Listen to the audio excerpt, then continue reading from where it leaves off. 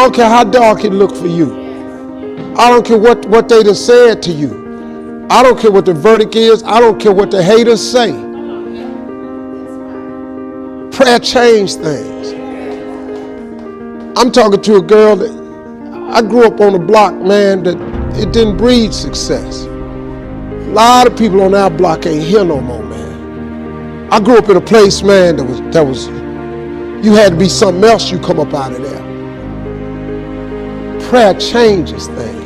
It's possible you've got some talents, some ideas in you, your ability to do some stuff that you haven't even discovered yet. And I'm suggesting that it's necessary that you get outside of your comfort zone. It's necessary that you develop some new relationships where you can learn from people. It's necessary that you do reading, that you do research. It's necessary, if you're already involved in some business, that you don't be satisfied with where you are. If you want to make it today, it's necessary for you to constantly look at ways of getting better.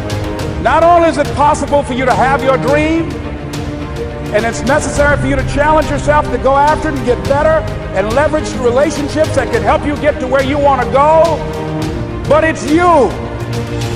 The major key to your reaching your dream, your living up to your greatness, your making your contribution is you. If the economy is good, fantastic. If the banks are loaning money, that's great. If people are positive, that's great. You don't have any opposition, that's great. But the major key to your making things happen in your life is you. You have to take chances in life. If you don't take chances in life, you'll never have the life God has for you. Life is about risk. If you play it safe, you won't have much of a life. Life is risk. It takes courage to pursue your dream. I just did it. It cost me everything, but eventually, God is very good, man, when He sees you take a leap of faith.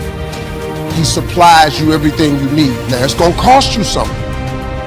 But most people are not willing to pay what it costs to go after your dream, because you're gonna have to hurt a little bit. And most people don't like being uncomfortable. If you don't want to be uncomfortable, please do not pursue success, because success is a very uncomfortable feeling. And I just learned to be comfortable being uncomfortable. If you can get that in your head, this too shall pass. Every moment of everything you've ever gone through, God got you through it. You didn't even realize it. He just got you through it. You can't name one thing He didn't pull you through. Well, I lost my mother. I'm still grieving over that. I lost my mama 21 years ago. I still grieve over it, but I'm here. You know, I got through it. You're gonna get through it. But you gotta take chance in life, man. Can't play it safe, y'all. You gotta jump, you gotta go for it.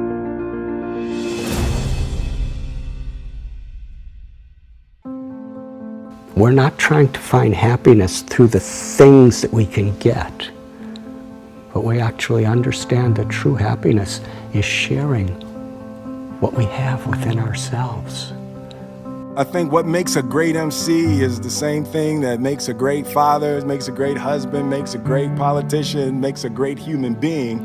And it is your commitment to your personal evolution, your personal growth for the purpose of assisting others. Being still is where really great insights come from. And this is also where happiness comes from. You know, it's hard to be happy and appreciate and feel gratitude when you're just moving all the time. Getting things is not going to make you happy. That's good news in a tough economy. It's a good reminder. You know, it doesn't matter what you get. Doesn't matter whether it be money or opportunity. All those things might excite you for the moment. You know, even a relationship, as magnificent it may be, might be exciting for a while. But if you don't keep growing, that relationship isn't going to stay exciting. So the secret to real happiness is progress. Progress equals happiness. And if we can make progress on a regular basis, we feel alive. And that's why at the beginning of the year, we get this thing like, okay, I can have this fresh start. I could really do what my soul desires. I could expand. I could grow. I could improve. I could change. Or maybe better than change, I could progress. See, think about that. Progress is an aliveness to it, doesn't it? You don't have to work at changing. People say all the time now, well, I'm working on changing. Don't worry about it. You don't have to work on changing. Change is automatic. Your body's going to change whether you want it or not as the years go by. And no matter how hard you work, there's going to be some changes going on there. The economy is going to change no matter what you want it to do. The weather is going to change. Relationships are going to change. Everything in life is always changing. We don't have to work on change. Change is automatic, but progress is not. I think most people, your average person who doesn't work on themselves, who's not reading, who doesn't care about any of this, the time between stimulus and response is like nothing. I think it's about a sort of cultivating an awareness and a process of continual reflection on the data that your life is creating all the time. And the earlier you start working on it, the sooner you're going to start to see results, but the more those results are going to compound over time.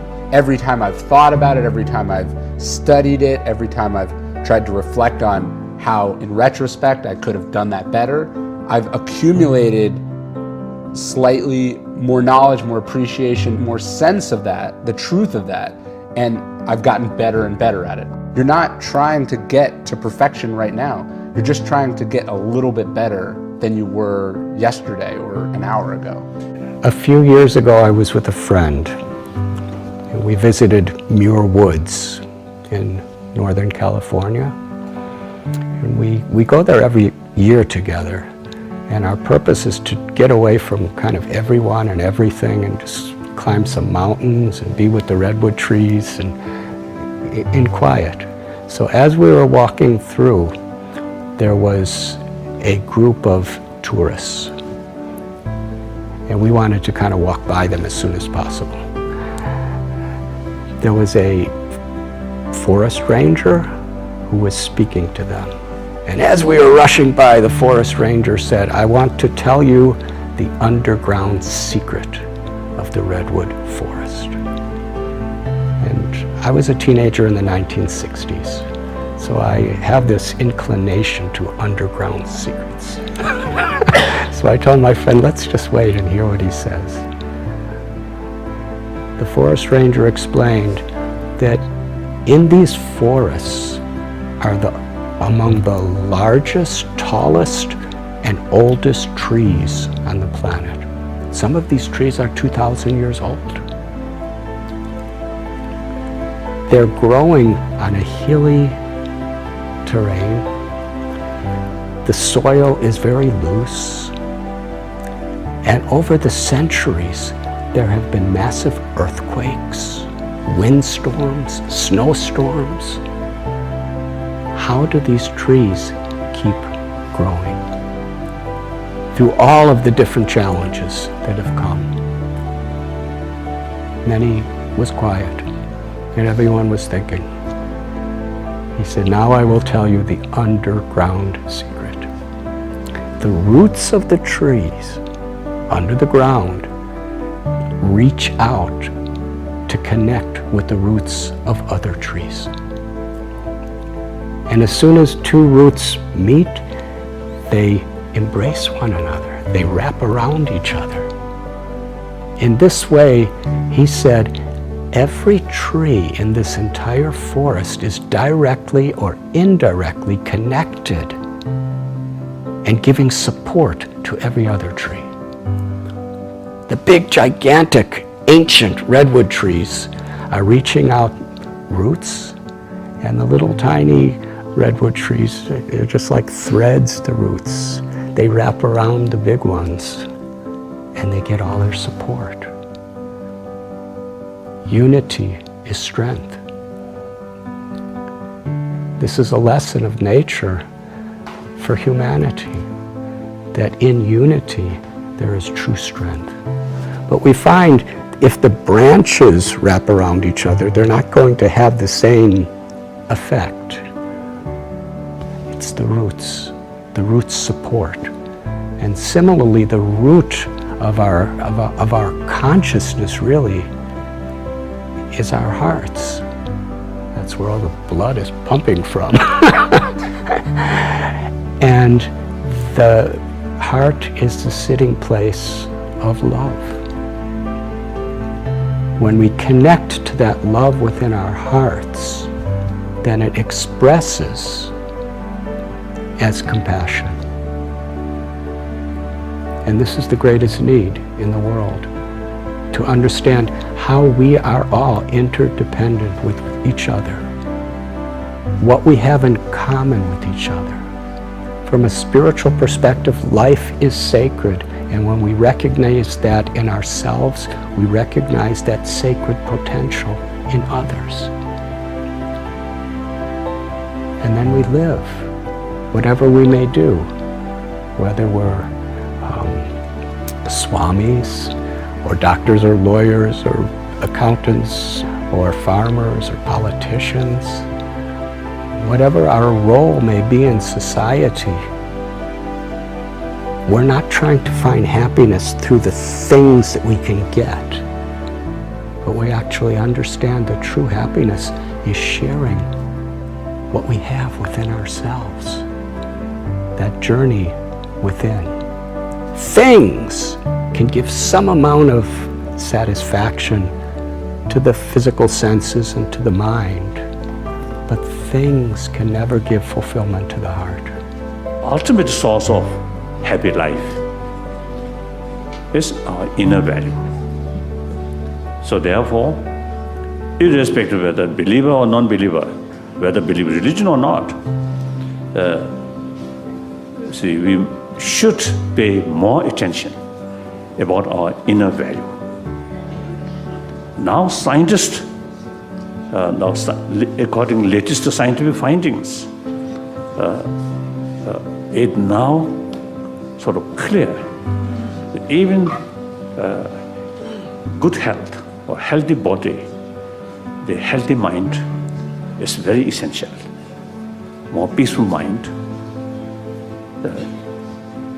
brings healthy body, because mind calm, peaceful, then our healthy, our body sort of element also, you see, then remain more balanced. So that brings healthy body. And too much stress, too much worry, disturb our body element. That creates certain sort of problems about this body. So therefore, calm mind is very essential.